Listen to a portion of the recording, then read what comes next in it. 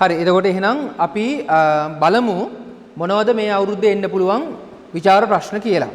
දැන් පුතේ පාඩම් ටික සම්පූර්ණයෙන්ම ඔයා අවසන් කරගෙන තියෙන්නේ.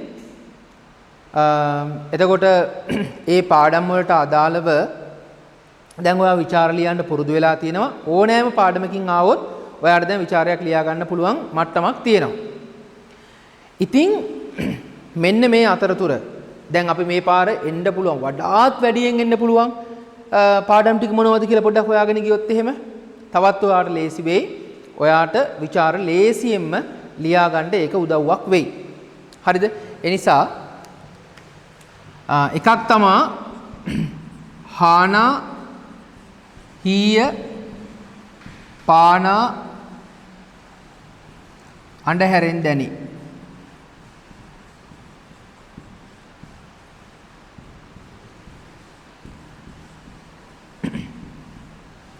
ඒ කියන්නේ පුතා මේ ජන කවි පාඩම. ජන කවි පාඩමෙන් ඔයාට විචාර ප්‍රශ්නයක් එන්න පුළුවන්. ජන කවි පාඩමෙන්. දැන් ජන කවි පාඩමෙන් විචාර ප්‍රශ්නයක් එනකොට මේකේ ප්‍රධාන වශයෙන්ම අහන්න තියෙන්නේ මොනවද කියන එක වැදගත්නේ. මොනවද මේකේ අහන්න පුළුවන්? ජන කවි වල ලක්ෂණ. මෙන්න පුතේ ඒක විචාර ප්‍රශ්නයක්. ජන කවි වල ලක්ෂණ. මෙන්න මේ විචාර ප්‍රශ්න එන්න පුළුවන්. ජන කවි වල ලක්ෂණ හානාහීය පානාඩ හැරින් දැනේ පද්‍ය පන්තියේ අන්තර්ගත වෙනවා. ඒ පිළිබඳව විමසුමක් කරන්න එන්න පුළුවන් අපට. ඒතර ඔයාට ඔන්න කියන්න පුළුවන් අර ඔයා ඉගෙනගෙන තියෙන අපි ගොඩාක් නිරන්තරයෙන්ම කතා කරලා තියෙන සරල බව, අව්‍යාජ බව, ඒ වගේම උපමා රූපක බොහොම ලස්සනට යොදා ගැනීම, කටවහර යොදා ගැනීම, සාමාන්‍ය මිනිසුන්ගේ සිතුම් පැතුම් ආකල්ප ඉදිරිපත් කිරීම මෙන්න මේ වගේ දේවල් ඔයාට මෙහිදී සාකච්ඡා කරන්න පුළුවන්. ඒක විශේෂයෙන්ම ජන කවි ප්‍රභේද අතර ආපු තව එක ලක්ෂණයක් තමයි උපදෙස් දීම. නැත්නම් දැනුමුතුකම් ලබා දීම. දැනුමුතුකම් ලබා දෙන්න කියපු කවිවලට අපි කිව්වා දැනුමුතුකමට කී කවි. නැත්නම් උපදේශාත්මක ජන කවි කියලා අපි කිව්වා. එහෙනම් මතක තියාගන්න ඔන්න ඊළඟ විචාර ප්‍රශ්නේ. දැන් ජන කවි වල ලක්ෂණ කෙලින්ම අහන්න පුළුවන් මේ පාඩමෙන්. ඒ වගේම උපදේශාත්මක කවි වල විශේෂත්වය. උපදේශාත්මක කවි වල විශේෂත්වය එන්න පුළුවන්.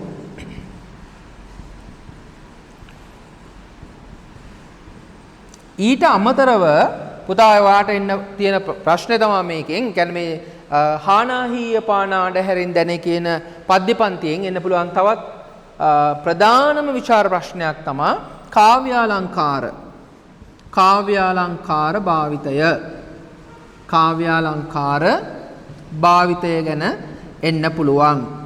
ඔයා දන්නවා මේ සිව්පද ආකෘතිය යොදාගෙන තියෙනවා, එලි වැටෙලි සමය යොදාගෙන තියෙනවා, උපමා රූපක යොදාගෙන තියෙනවා, අර්ථද්වනියක් සහ ශබ්දද්වනියක් යොදාගෙන තියෙනවා, ඒ වගේම ව්‍යංගාර්ථ යොදාගෙන තියෙනවා. මෙන්න මේ වගේ දේවල් කාව්‍ය අලංකාර කියලා අපි මේවා පොදුවේ හඳුන්වනවා. මෙන්න මේවා එන්න පුළුවන්. මෙන්න මේ ප්‍රශ්නේ එන්න පුළුවන් වැඩි විශේෂයෙන්ම මේ හානාහීය පානාඩ හැරෙන් දැනේ කියන පද්‍ය පන්තියේ. ඒ වගේම තමයි මේ කාව්‍යාලංකාර වලට අදාළව කාව්‍යාලංකාර ඇතුලේ තවත් පුංචි පුංචි ප්‍රභේද විදිහට බෙදලා මේකේ විචාර ප්‍රශ්නයක් එන්නත් පුළුවන් අපිට. එතකොට මේකේ තියෙන අර අපි කියව ව්‍යංගාර්ථවත් යෙදීම් යොදා ගැනීම, උපමා රූපක භාවිත කිරීම වගේ දේවල් කියලා කොටස් දෙකකට කඩලා මේකේ විචාර ප්‍රශ්නයක් එන්නත් පුළුවන්. ඒ නිසා මේ පාඩමෙන් එන්න තියෙන ප්‍රධානම ප්‍රශ්න තුන තමයි එකක් ජන කවි වල ලක්ෂණ අන්තර්ගත කිරීම, ඊළඟ එක උපදේශාත්මක කවි පන්තියක් වශයෙන් මේකේ තියෙන වැදගත්කම නැත්නම් මේකෙන් ලබා දීලා තියෙන උපදෙස් මොනවද කියන එක, මේකෙන් ලබා දීලා තියෙන දැනුමුතුකම් මොනවද කියන එක. මම මේකේ ප්‍රභේදයක් විදිහට මෙතනින් ගන්නම්. මෙන්න මෙහෙම ප්‍රශ්නයක්. සාමාන්‍ය මිනිසුන්ට උපදෙස් ලබා දීම. සාමාන්‍ය ගැමියාට මම මෙහෙම ලියනවා මිනිසුන්ට උපදෙස් ලබා දීම සාමාන්‍ය මිනිසුන්ට උපදෙස් ලබා දෙන්නත් මය පුතා මේ කවි ලියවිලා තියෙනවා. පැහැදිලිද? එහෙනම් මය පුතාට දැන් පැහැදිලි වෙනවා හරිද මේ පාඩමෙන් එන්න පුළුවන් ප්‍රධානම ප්‍රශ්න මොනවද කියලා.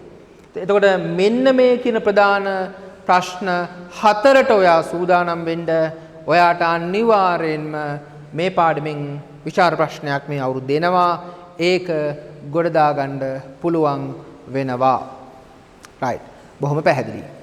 රයිට්. අපි යනවා ඊළඟ කොටසට.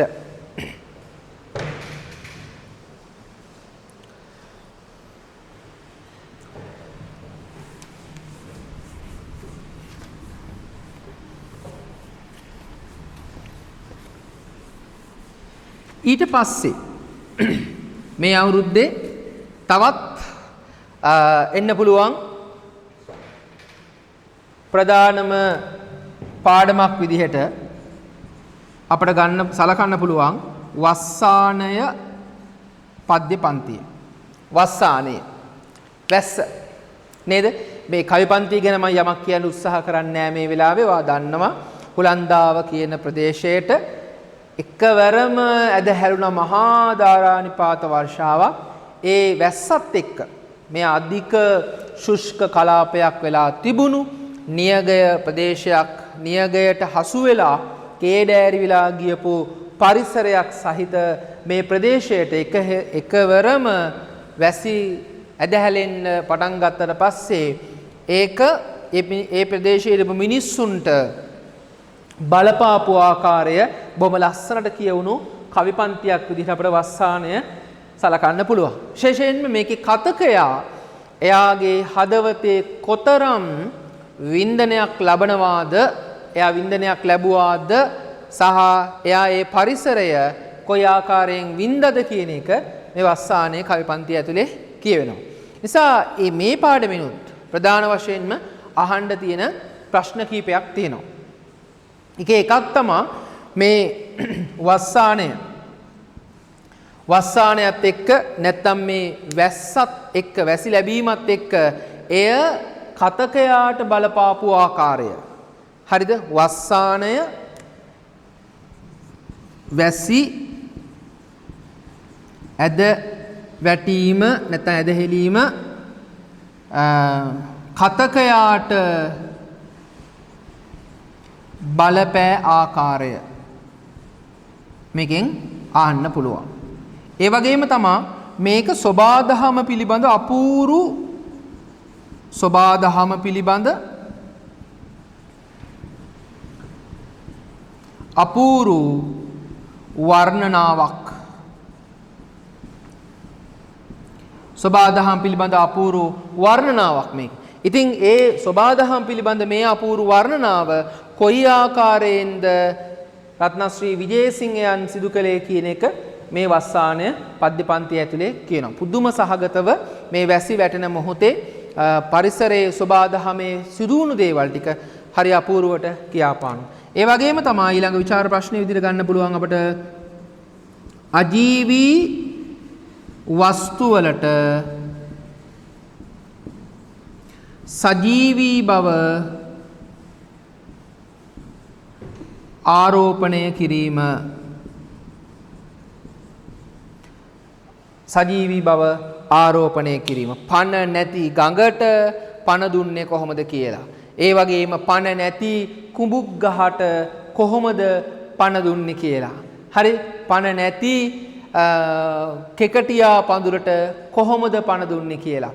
මේක ඇතුලේ බොහොම ලස්සනට කියනවා වැසිවලා කුළු වලට කොහොමද පණ දුන්නේ කියලා. ඒතර අජීවී වස්තු වලට සජීවී බව ආරෝපණය කළේ කොහොමද කියන එක මේකෙන් අහන්න පුළුවන් ප්‍රධාන විචාර ප්‍රශ්නයක් බවට පත් වෙනවා.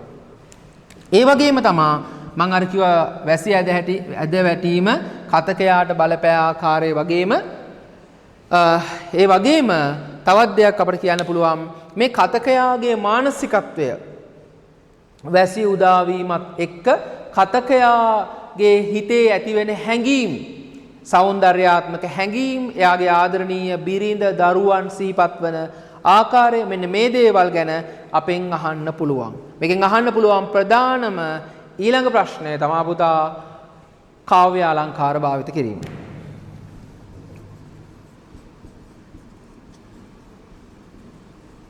කාව්‍ය අලංකාර භාවිතය ගැන අහන්න පුළුවන්. කාව්‍ය අලංකාර භාවිතය කියන කොටත් ප්‍රධාන වශයෙන් ඒ කාව්‍ය අලංකාර භාවිතයේ ඇතුලේ අහන්න පුළුවන් ප්‍රශ්න ටිකක් තමයි ධ්වනිතාර්ථවත් යෙදුම් භාවිත කිරීම, ව්‍යංගාර්ථවත් යෙදුම් භාවිත කිරීම.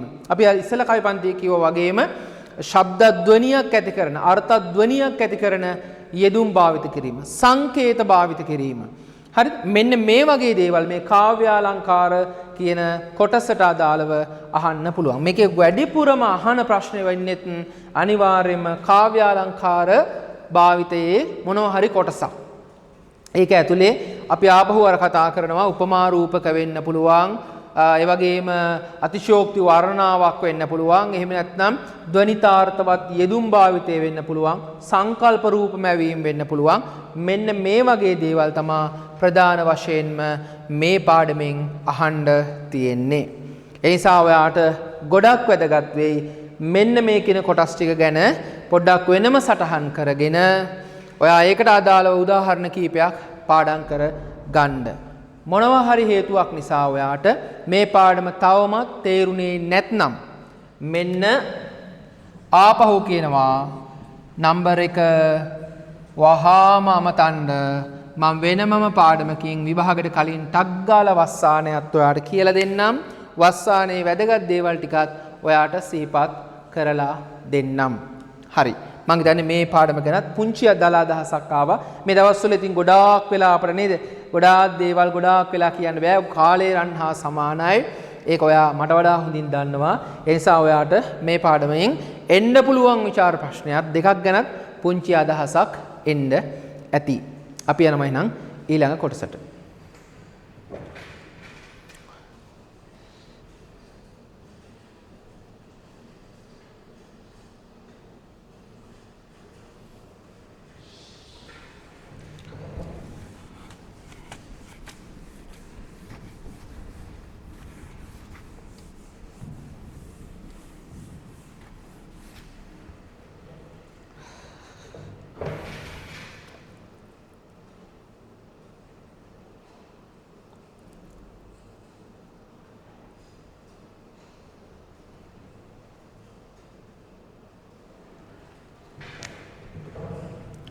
ඊට පස්සේ පුතේ දියමන්ති මාලය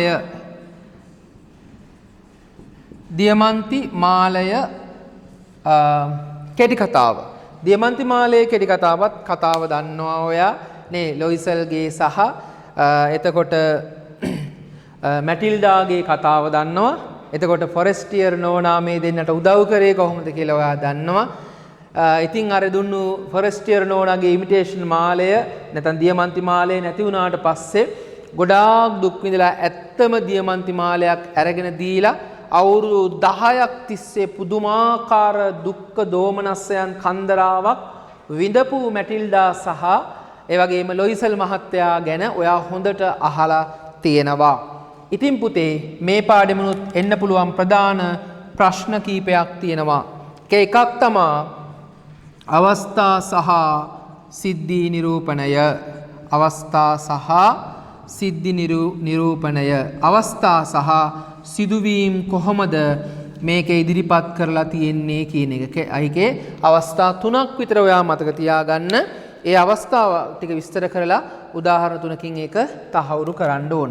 ඒ වගේම තමයි පුතේ මේකේ දෙවෙනි කොටස තමයි චරිත නිරූපණය.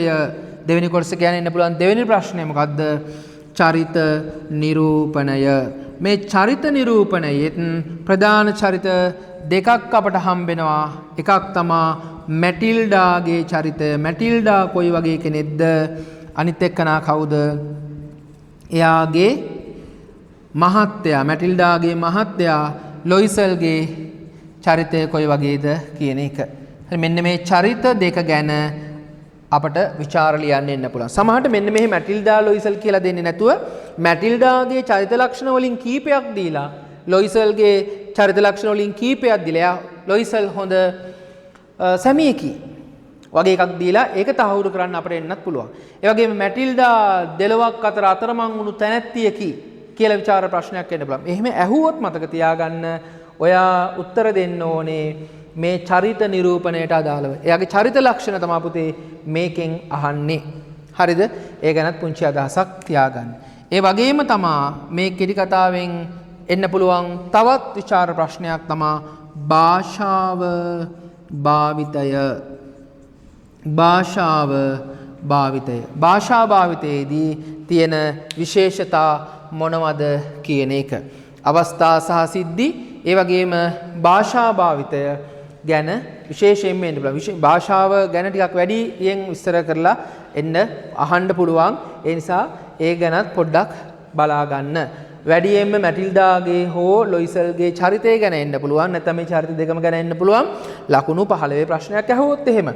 එහෙම නැත්නම් වෙනත් ලකුණු 10ක වගේ ප්‍රශ්නයක් ආවොත් මෙන්න මේ වගේ කොටසක් එන්න පුළුවන්. භාෂාව භාවිතය හෝ අවස්ථා සහ සිදුවීම් වගේ දේවල් ගැන. ඉතින් මිනිසුන්ගේ ජීවිතයේ මිනිසුන්ට මූණ පාන්න සිදුවෙන සිදුවීම් ජීවන අත්දැකීම් කෙටි කතාවලට යොදාගත්තා කියන වගේ එහෙම ප්‍රශ්නයක් එන්නත් පුළුවන් මේ පාඩමෙන් ප්‍රධාන වශයෙන්ම. right.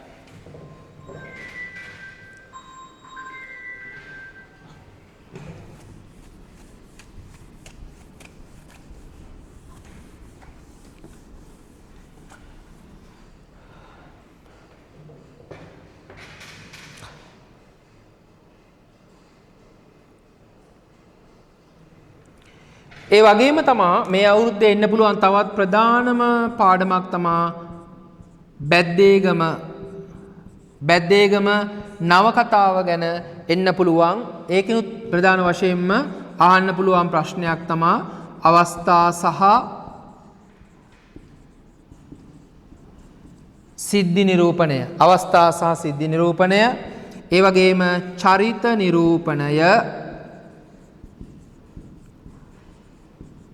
චරිත නිරූපණය යටතේ අහන්න පුළුවන් මේක ඇතුලේ පුංචි මණිකාගේ චරිතය තමා ප්‍රධානම චරිතය බවට පත් වෙන්නේ. නිසා පුංචි මණිකාගේ චරිතය ගැන අහන්න පුළුවන්. මේ චරිතයේ තියෙන තවත් චරිත ලක්ෂණ කීපයක් දීලා ඒක තහවුරු කරන්නත් අපෙන් අහන්න පුළුවන්. ප්‍රශ්නයක් දෙකක්.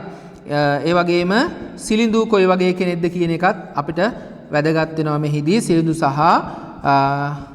ඊළඟ කෙනා බබුන් ගැන එහෙම විස්තර ගොඩාක් වශයෙන් අපිට අදාළ කොටසේ ලියන්න නැති වුණත් මේ චරිත ගැන අහන්න පුළුවන්. ඒ වගේම තමයි පුතා මේකෙන් අහන්න තියෙන ඊළඟ ප්‍රධානම ප්‍රශ්නය භාෂාව භාවිතය. භාෂාව භාවිතය කොයි වගේද කියන එකත් ඒ වගේම බැද්දේගම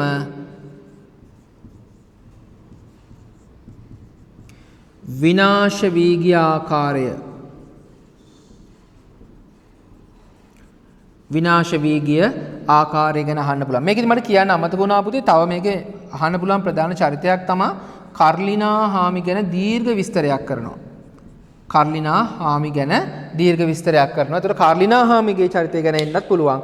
භාෂාව භාවිතය ගැන අහන්නත් පුළුවන්. බැද්දේගම විනාශ වෙලා ගියපු ආකාරය ගැන අහන්නත් පුළුවන්.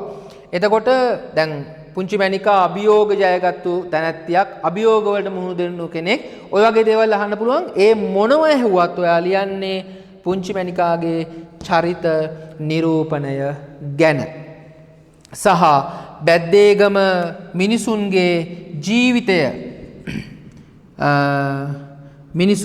ජීවිතය පිළිබඳ විස්තර මේකෙන් මනා ලෙස කියවෙනවා. මිනිසුන්ගේ ජීවිතය ගැන අපෙන් ප්‍රශ්නයක් අහන්න පුළුවන්. බැද්දේගම ගමේ මිනිස්සු කොයි වගේ මිනිස්සුද? මෝඩ පිරිසක්ද නැත්නම් නූගත් පිරිසක්ද? අවබෝධයක් තිබුණු පිරිසක්ද? කෘෂිකර්මාන්තයෙන් ජීවත් වෙච්ච පිරිසක්ද?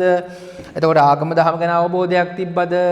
එයාලා වනචාරී ජීවිතයක්ද ගත කරේ කියලා මෙන්න මේ බැද්දේගම ගම්වාසීන්ගේ සාමාන්‍ය ජන ජීවිතය පිළිබඳව ප්‍රශ්නයක් එන්න පුළුවන්. ප්‍රධාන වශයෙන්ම මෙන්න මේ කියන කොටස් ටික පිළිබඳව මාතෘකා ටික පිළිබඳව ඔයා පොඩ්ඩක් වැඩිපුර බලා ගන්න. උදාහරණ ටිකක් වැඩියෙන් පාඩම් කරලා තියාගන්න. එහෙනම් තවත් දවසක මම ඔයාට කියනවා මේ අවුරුද්දේ එන්න පුළුවන් පාඩම් වල පාඩම් ටික මොනවද කියලා මොන වගේ ප්‍රශ්න දෙන්න පුළුවන් කියන එක තවත් දවසක මම ඔයාලට විභාගයට කලින් සාකච්ඡා කරලා දෙනවා. මේ ප්‍රශ්න එකින් එක කතා කරන්න අපිට කාලය පොඩ්ඩක් මදි වුණත් ඔයාලට දල අදහසක් ගන්න පුළුවන් මොන වගේ ප්‍රශ්නයක් එයිද කියලා. ඒකට අදාළව උදාහරණ පොඩ්ඩක් පාඩම් කරලා තියාගන්න. ඒකත් අමාරුයි නම් මට මැසේජ් එකක් දාන්න. එහෙම වුණොත් මම ඔයාලට ආපහු සැරයක් ඒ කොටස් ටික කියලා දෙන්නම්. හරි. එහෙනම් මේ කොටසත් එක්ක අදට අපි සමුගන්නවා. තවත් දවසක විභාගයට කලින් විභාගයට එන්නේ මොනවද කියලා කියන්න මම එන්නම් ඔයාව හම්බෙන්න.